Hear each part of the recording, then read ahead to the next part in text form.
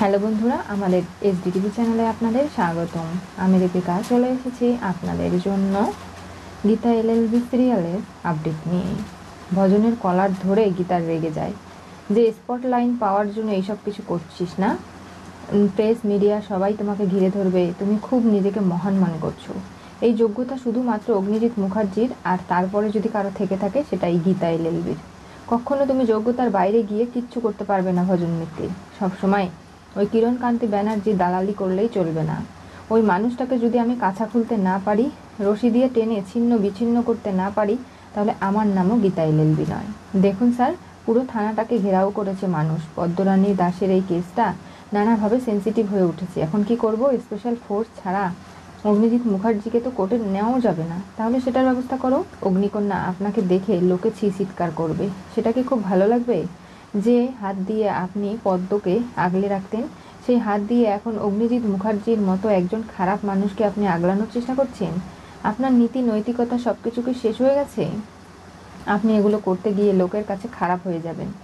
কি জবাব দেবেন পদ্মকে, সেটা একবারও ভেবে দেখেছেন? আমি এত বছর পুলিশের চাকরি করে এরকম পরিস্থিতির মধ্যে দিয়ে যাব কখনো ভাবতে পারিনি। আমি নিজে একজন আই উইটনেস। যেখানে পদ্ম পড়েছিল আজ ছুরি হাতে অগ্নিজিৎ মুখার্জিকে পাওয়া গেছে, অথচ আপনি কেন মানতে চাইছেন না? শুধু সে আপনার বাড়ির লোক, শ্বশুরমশাই বলে? দেখুন, আমাকে সাময়িক লোকজন হয়তো খারাপ মনে করবে, কিন্তু পরবর্তীতে যখন কেসের রায় বেরোবে, আমি কেসটা জিতবো, তখন সবাই আমার প্রতি আস্থা আবারও ফেরত পাবে। কারণ গীতা এলএলবি কখনো অন্যায়ের সাথে আপোষ করে না, সেটা নিশ্চয়ই আপনি জানেন। তাহলে পদ্মরানী দাসের অপারেশন হয়েছে, সে হাসপাতালের বেডে কাতরাচ্ছে। একবার যদি সে শেষ হয়ে যায়, যে সেন্সিটিভ অবস্থায় রয়েছে, তাহলে অগ্নিজিৎ মুখার্জিকে স্বয়ং ঈশ্বরও বাঁচাতে পারবে না। সেটা নিশ্চয়ই আপনি বুঝতে পারছেন। কি বলছেন কি বড়বাবু? হ্যাঁ, আমাকে তাহলে এক্ষুনি যেতে হবে পদ্মর কাছে। আপনি চিন্তা করবেন না, আমি আছি আপনার পাশে। এই কেসটা আমি ঠিক হ্যান্ডেল করে নিতে পারবো। তোমাকে কোনো প্রয়োজন নেই গীতা। আমি একলাই এই কেসটা লড়বো এবং নানাভাবে আমি আমার নিজের জামিন নিজেই করাবো। আমি যে বেস্ট, আমার উপর দিয়ে কেউ হতে পারে না, আমি যে একজন চলমান ইনস্টিটিউট, সেটা আমি সকলের সামনে প্রমাণ করেই ছাড়বো। আপনার এতটা জেদ ভালো নয়। আমি যেটা বলছি আমার কথাটা একটু শুনুন, তা না হলে কিন্তু আপনাকে আরও বেশি করে পস্তাতে হবে। আমি বারবার বলেছিলাম আপনাকে, আপনি শোনেননি আমার কোনো কথা। এখন বিপদে পড়েছেন, তাও আপনার আমাকে প্রয়োজন নেই। ওই কিরণকান্তি ব্যানার্জির একমাত্র ওষুধ গীতা এলএলবি, সেটা নিশ্চয়ই বোঝেন আপনি। এরপরে গীতা বেরিয়ে যায়। ভজন পায়ে হাত দিয়ে প্রণাম করে অগ্নিজিতের, বলে কালকে আমি কেসটা জিততে চাই। গুরুদক্ষিণা আপনাকে ফিরিয়ে দেব। আপনার কেরিয়ারের ফুল স্টপ এখানেই হয়ে গেল। আমার এখান থেকে কেরিয়ার শুরু হয়ে যাবে, আমি সেই বিশ্বাসেই রয়েছি।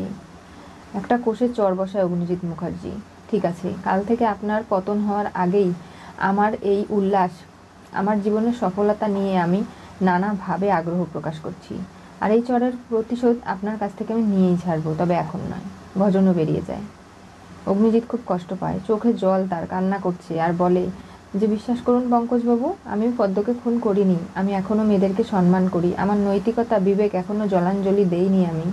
আমি কৃপানের কেসটা লড়েছিলাম, ঠিক আছে। আমার এটা পেশা। যে আমাকে টাকা দিয়েছে আমি তার পক্ষে লড়েছি, সত্যি মিথ্যে যাচাই বাছাই না করে। তবে এটা ঠিক, আমি কখনো পদ্মকে খুন করতে পারি না। আমার নিজের ঘরেও মেয়ে আছে, সেখানে আমি অন্যের মেয়ে, যে আমার বাড়িতে ছোট থেকে বড় হয়েছে, আয়া হতে পারে, তার সম্মান নেই? তাকে আমি কি করে মারবো?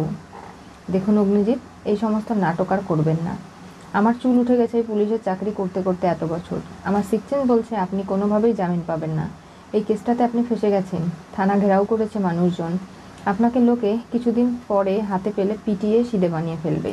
কোর্ট যদি আপনার বিরুদ্ধে কোনো অ্যাকশন নাও নেয়, তারপরেও মানুষজন আপনাকে ছাড়বে না। সেটা নিশ্চয়ই বুঝতে পারছেন। যার বিরুদ্ধে কেস লড়লেন তাকেই খুন করার চেষ্টা আপনার বিরুদ্ধে উঠেছে। সেগুলো কি খুব সহজ কথা ভেবেছেন? আপনি চারদিক থেকে ফেসে গেছেন, কোনোভাবেই আপনার বাঁচার কোনো পথ নেই। গীতা পদ্মর হাসপাতালে চলে যায়। সেখানে প্রেস মিডিয়া সবাই রয়েছে। প্রত্যেক ঘন্টার মুহূর্তের আপডেটগুলো তারা দিচ্ছে। তখনই গীতাকে দেখে প্রশ্ন করতে শুরু করে যে আপনি তো বলেছিলেন একজন মেয়ে হয়ে আরেকজন মেয়ের পাশে দাঁড়ানো আমাদের নৈতিক কর্তব্য। এগুলো থেকে কখনো যেন আমরা পিছুপা না হই। তাহলে সেই মানুষটা আপনি আজকে অগ্নিজিৎ মুখার্জির মতো একজন পুরুষ শাসিত সমাজের পুরুষের অন্যায়কে ঢাকার জন্য তার কেসটা হাতে নিচ্ছেন। কেন পারছেন না কঠোর হতে? নিজের লোক বলে নিজের বেলা অন্যরকম আইন আর পরের বেলা আরেক রকম, সেটা কি করে হয়? দেখুন, আমি আপনাদের কাছে হাত জোড় করছি, অনুরোধ করছি, আপনারা এমন কিছু প্রশ্ন করে বিভ্রান্তি তৈরি করবেন না। কেসটাকে শুরু হতে দিন, এরপরে দেখুন না শেষ পর্যন্ত গিয়ে কি হয়। আমি এখানে পদ্মকে দেখতে এসেছি, আপনারা আমাকে সরুন, কথা বলতে দিন পদ্মর সঙ্গে। তখনই গীতাকে ফোন করে বসে ঠাম্মি, বলে কী রে গীতা, তুই আমার ছেলে অগ্নিজিৎকে বাঁচাতে পারবি না? ঠাম্মি, তোমার এতটা টান? সে তো তোমাকে কখনো মা বলে ডাকেই না, তুই বুঝবি না মায়ের কি কষ্টের যন্ত্রণা। আমি চাই অগ্নিজিতের মুখ থেকে মা ডাক শোনার আগে নিজে শেষ হয়ে যেতে না। আমি আমার এই লড়াইটা চালিয়ে যেতে চাই, এত বছর ধরে যে ডাক শোনার জন্য আমি অপেক্ষা করে আছি। তুই পারবি না সেটা আমাকে শোনাতে? প্রয়োজন হলে আমি লয়ারিতে যত বই পড়েছি, যত জ্ঞান অর্জন করেছি, সবটা আমি বিলিয়ে দেবো। কোনোভাবেই কাউকে আমি পাশে যদি পাই সেটা হচ্ছে তোকে গীতা। আর সে কারণেই আমি সমস্ত কিছু দিয়ে তোকে নানাভাবে আমি অ্যাসিস্ট করতে চাই। আমি আমার ছেলেকে বাঁচাতে চাই গীতা, তুই আমাকে সাহায্য করবি না? কেউ যদি নিজেই নিজেকে সাহায্য না করে আমি কি করতে পারি ঠাম্মি? কারণ অগ্নিজিৎ মুখার্জিকে আমি বারবার করে বলেছিলাম, সে আমাকে এটাই বলেছে যে তার কোনো সাহায্য লাগবে না, কারণ সে কোনোভাবেই নিজের কেসটা নিজে লড়ে নেবে। সে যদি আমাকে অ্যালাউ না করে আমি কি করে কেস লড়বো বলো? এসব বলেছে অগ্নিজিৎ? হ্যাঁ। তবে একটা কথা বলে দেই, ভজন মিত্তি কিন্তু তোমাদের সবাইকে ঠকিয়েছে, এমনকি অগ্নিজিৎ মুখার্জিকে। তুমি জানো এই কেসটাতে অগ্নিজিৎ মুখার্জির বিপক্ষে ভজন দাঁড়িয়ে লড়াই করবে, ওর স্পটলাইন চাইছে, নানাভাবে নিজেরকে অনেক বড় একটা মাপের লয়ার প্রমাণ করতে চাইছে। কোনোভাবে যদি এই কেসটাতে অগ্নিজিৎ মুখার্জির শাস্তি হয়ে যায় তাহলে ভজন মিত্তির অনেক কেস পেয়ে যাবে, এই ধান্দা করছে ও। তবে অগ্নিজিৎ মুখার্জিকে আমি আপ্রাণ চেষ্টা করছি যেন তার শাস্তি না হয়, ভালোভাবে তাকে রক্ষা করতে। কিন্তু ওনার তো ইগো, উনি কখনো আমার কাছে কোনো সাহায্য নেবে না।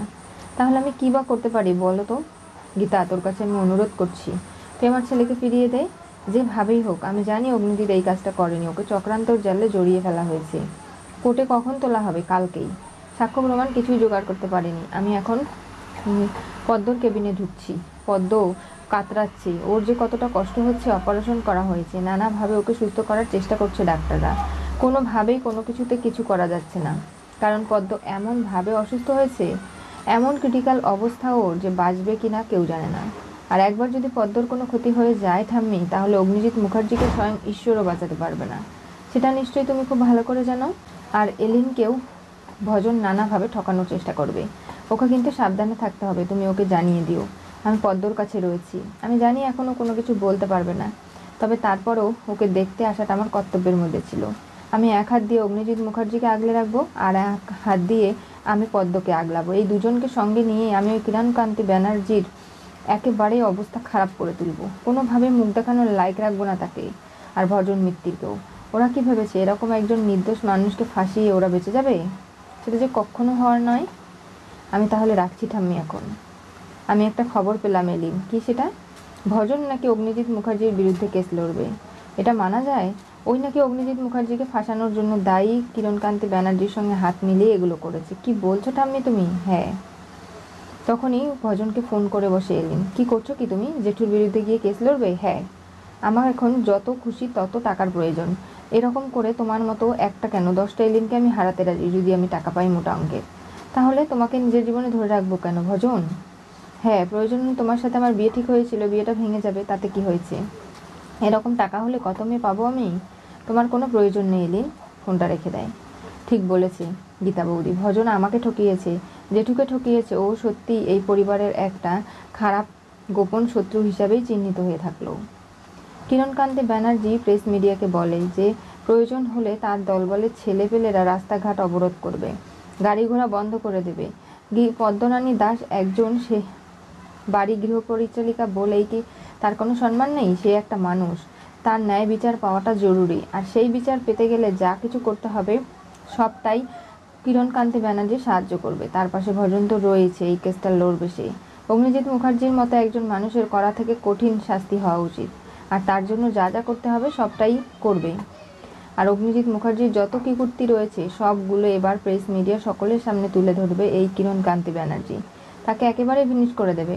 তখনই গীতা এসে উপস্থিত হয়, বলে আপনার কাছে যদি আমি সকলের সামনে খুলতে না পারি তাহলে গীতা এলএলবি আমার নাম নয়। আপনি খুব ভালো করে জানেন যে আমি যা বলি সেটা করেই ছাড়ি। আর এই যে দালাল ভজন, কিরণকান্তি ব্যানার্জি যখন প্রয়োজন ফুরিয়ে যাবে ওই তোমাকেও ছুঁড়ে ফেলে দেবে, সেটা নিশ্চয়ই বুঝতে পারছো না এখন। কি হতে চলেছে গীতা এলএলবি সিরিয়ালের পরবর্তী টুইস্টে? পদ্মের করুণ দশা দেখে গীতার চোখে জল। ঠাম্মির অনুরোধ অগ্নিজিৎকে বাঁচাতে। গীতা বারবার বুঝতে পারছে যে অগ্নিজিৎ এরকম অন্যায় কাজ কখনো করতে পারে না।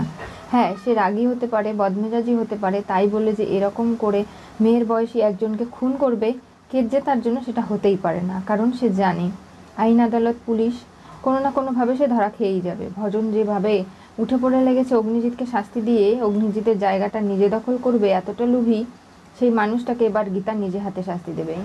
তার জন্য পদ্মকে সুস্থ হওয়া খুব জরুরি। পদ্ম যদি না বাঁচে তাহলে কোনোভাবেই এই কেসটা থেকে অগ্নিজিৎ মুখার্জিকে বাঁচাতে পারবে না গীতা। কারণ পুলিশ হচ্ছে আই উইটনেস, চারোদিক ধরে শত্রুরা ঘিরে ধরেছে অগ্নিজিৎ মুখার্জিকে। এতদিন যাদের হয়ে মিথ্যে মিথ্যে কেস লড়ে অনেক টাকা নিয়েছে তারাই আজকে তাকে বিপদে ফেলেছে। অগ্নিজিৎ মুখার্জির পতন এবার ঘটবে, কিন্তু গীতা কোনোভাবেই চায় না ওই নির্দোষ মানুষটাকে অবহেলা করে কখনো দূরে সরিয়ে দিতে। কি করে বাঁচাবে এবার তাহলে? জানতে চোখ রাখতে হবে আমাদের চ্যানেলে। পাশে থাকা বেল আইকনটি অবশ্যই করে ক্লিক করুন।